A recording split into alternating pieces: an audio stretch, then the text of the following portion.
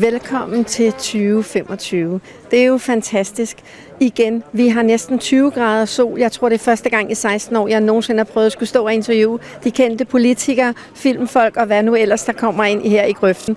Grøften har 151 års jubilæum i år. Og at Jakob, som er chefen derinde, han har 10 års dag. Så det bliver meget spændende at se. I kan se, der er allerede kommet lidt af en lille gruppe, og inden for en halv time eller noget andet, så vælter det ind med en masse mennesker. Vi ser frem til at få en fantastisk dejlig dag i Grøften. Velkommen til Grøften. Hvor er den, ja? Hvor er din kære kone? Hun er desværre indlagt med brækket ryg. Nej. Så hun har været snart et halvt år. 4-5 måneder har hun været. Det er jeg rigtig ked af at høre. Ja, det. Men det går fremad, hun kommer hjem i næste uge. Okay. Så krydser vi fingre for, at det bliver bedre. Det må vi håbe. Ja. Hvordan går du ellers så har det, bortset fra det? Bortset fra det, så går det godt. Ja. Og bare slapper af. Jeg er pensionist. Ja, ved du hvad? Det er endelig. Så nu skal du ikke arbejde så meget. 82, så har man sit at slås med. Ja, det kender jeg. Min far er 88, så det ved jeg alt om. Jamen, hvad med dig, Lotte? Hvordan går det med firmaet og det hele? Firmaet er jo lillebrors firma, jeg arbejder for, så det må du spørge ham om. Jeg synes, det går godt. Det synes jeg også. Okay. Det synes jeg meget. Så du er meget glad for søster, hun er Ja, for søren. Ja. Det skal du sige. Ja.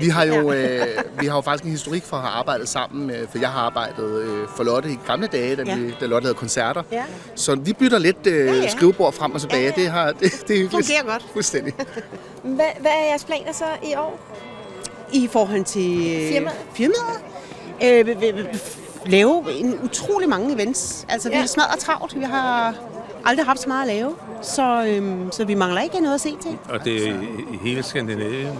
Skandinavien, ja. Hold nu. De baltiske lande, ja. Så vi har masser at se til. Og hvor mange år har I så været i Grøften?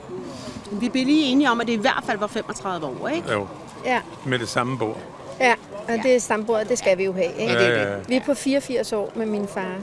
Han var jo 3, da han startede med at optræde herinde fast på plænen og over i cirkusbygningen, ikke? Så havde de fast stambord. Ja. Så ja, det er jo fantastisk. Ja. Hvad skal I så have nu? Mad? Først er noget at drikke. Ja, for søren. Ja. Og så nogle fjordrejer. Ja. Plejer det at være. Ja. Har I en eller anden oplevelse, har I en eller anden oplevelse fra her, som I synes kunne være passende? At fortælle om? Ja, i Grøften. Jeg har mest upassende oplevelser, jeg ikke kan fortælle om. Jeg ved ikke rigtig, hvad med andre, men jeg kan... Min mund er lukket. Hvad der sker i Grøften efter kl. 18, det bliver i Grøften, tror jeg. Ja, det er mest sådan, jeg har det. Okay. Men husk lige at sige tillykke til Jakob, fordi han er 10 år i år.